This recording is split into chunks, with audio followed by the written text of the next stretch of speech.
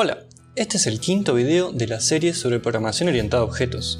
El tema que vamos a ver hoy son pequeñas propiedades que me quedaron colgadas y hoy tenía ganas de contártelas. Empecemos con esto de atributos de clase contra atributos de instancia. ¿A qué te suena esto? Como bien sabes, una instancia es un objeto, por lo tanto, los atributos de una instancia son los atributos del objeto, lo que veníamos usando. Ahora, atributos de clase suena a que la clase cuenta con estos atributos. Pero, ¿cómo afecta a mi objeto? Bueno, los atributos de clase se comparten entre todas las instancias. Hagamos un ejemplo bien argentino. Imagínate que tenés una clase que sabe calcular el precio de venta de distintos artículos. Pero el precio es directamente afectado por el dólar. Si tenés que actualizar el dólar, tenés que recorrer cada instancia cambiándolo. Bueno, veamos qué pasa si usamos un atributo de clase. Bien, acá tengo una clase vendedor. Esta clase en el constructor tiene definido el precio del dólar. Después tiene dos métodos. Uno, calcular venta normal, donde se le pasa el precio y devuelve el precio multiplicado por el dólar. Y otra, donde se le pasa el precio de un descuento y te devuelve un descuento. Y para aplicar un poquito más de lo que vimos, acá hice un raise con un descuento error, definiendo una clase de descuento error, como para aplicar lo que ya veníamos usando. Ahora, instancio un vendedor 1, como venta 1, le paso un precio normal y veo cuánto es el precio en pesos. Luego instancio un vendedor 2, donde calculo la venta con promoción. Ahora, vos podrías decirme, hago un for por cada uno de los vendedores y voy cambiando el precio del dólar. Pero veamos qué pasa si defino un atributo de clase. Entonces, si me permitís, voy a borrar este constructor y en vez de decir self$, voy a decir simplemente $. Y con esto estoy definiendo un atributo de clase. Y este $, va a ser compartido entre todas mis instancias. Probémoslo. Python vendedor.py y ahí tenemos que el primero es 1200 y el segundo es 600. Ahora hagamos lo mismo, pero voy a editar el dólar en el medio. Así que voy a copiar esto, que va a ser exactamente lo mismo, pero le voy a cambiar el dólar. ¿Y cómo se hace eso? Tan simple como hacer lo siguiente. A nuestra clase vendedor le decimos $, y podemos acceder directamente a ese dólar. En vez de 60, digamos que es 65. Como para que cambie un poquito más. Guardemos, ejecutemos. Y ahí podemos ver que el precio cambió. Hizo primero con el dólar a 60 y luego con el dólar a 65. Excelente. Ahora, así como hay atributos de clase, podríamos preguntarnos si hay métodos. Y sí, los hay. Pero no solo esto.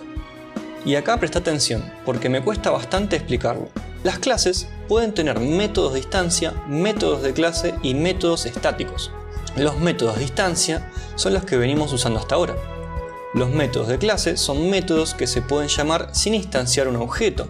A diferencia de los métodos de instancia que al llamarlos pasan como primer parámetro al objeto self, los métodos de clase pasan como primer parámetro la referencia de la clase. Por conveniencia se escribe CLS, de clase.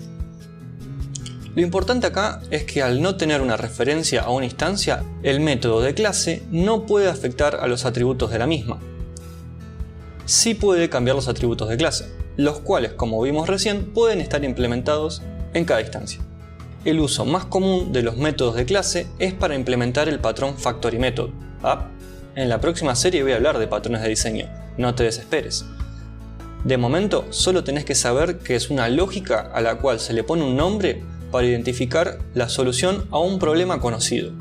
El Factory Method devuelve una instancia para distintas necesidades. Veamos un ejemplo. Bien, suponete esta clase persona que en el constructor se le pasa el nombre y la edad. Ahora, suponete que en vez de pasarle la edad, queremos pasarle la fecha de nacimiento. Acá, ¿qué habría que hacer? ¿Un if en el constructor, algo medio raro? No, se puede hacer un método de clase. Y eso más o menos sería así. Primero, definamos el método de clase. Para esto le vamos a hacer @class method. Con esto estamos definiendo que el próximo método va a ser un método de clase. Y digamos def, si me permitís, le voy a llamar from birth year. Y lo pongo en inglés porque me gusta hablar en Spanglish. 2 puntos. Básicamente de fecha de nacimiento. Y acá muy importante, el primer parámetro, como dijimos, es CLS, que es la referencia a la clase. Luego digamos nombre. Luego digamos el año en el que nació. Y acá mira esto que está súper interesante. Voy a retornar. ¿Qué es lo que voy a retornar? CLS. Epa, ¿qué estoy haciendo acá? Pensemos un poco esto. Si esta es una referencia a la clase, lo que me estoy haciendo referencia es a esto. Entonces, al estar haciendo CLS paréntesis, estoy instanciando un objeto de la clase persona.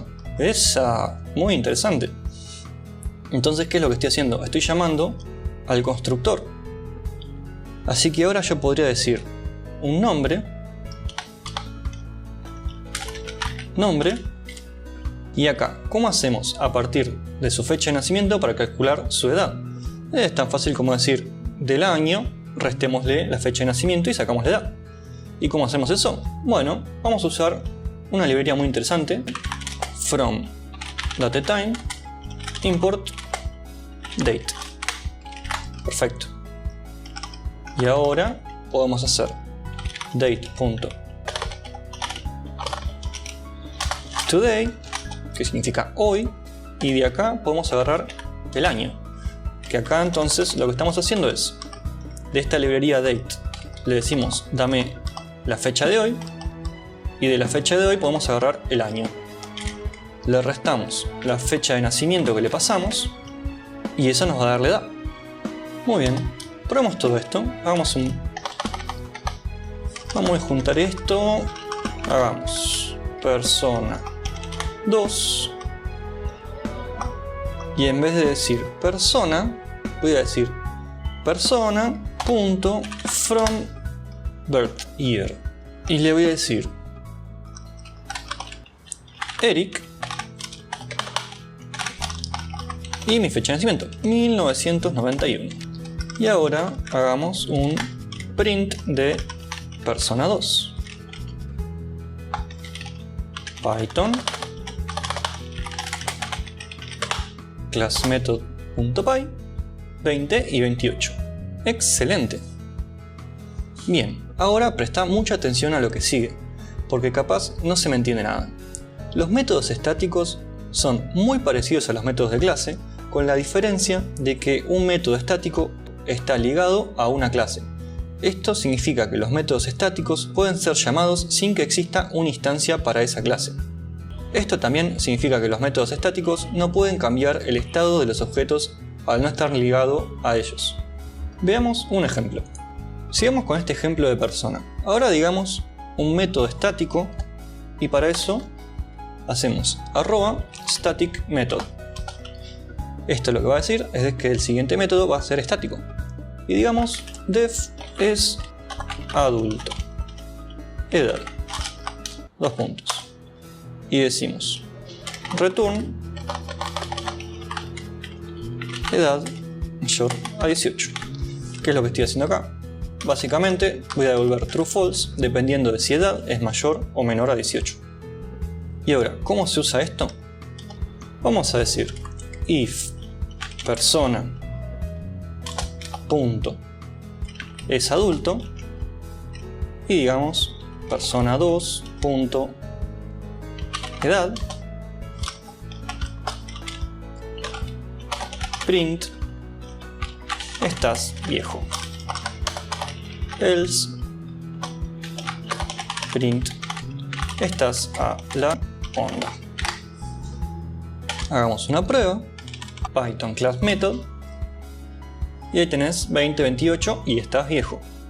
A mí todavía me cuesta un poco entender esta lógica de métodos estáticos, porque suena como algo que no es de la clase, pero es de la clase, pero no sirve para una clase y se usa por fuera de la clase. Acá tenés que entender muy bien la teoría de objetos, donde una clase tiene una responsabilidad. Entonces, persona tiene la responsabilidad de saber ciertos atributos necesarios para el sistema.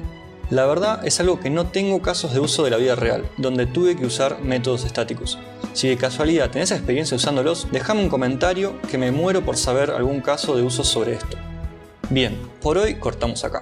Si tenés preguntas sobre algo de lo que vimos hoy, no dudes en dejar un comentario en la sección de abajo. Si te fue útil, considera dejar una manito arriba, que me ayuda muchísimo. Por último, si querés recibir notificaciones de próximos videos, considera suscribirte. Hasta el próximo video.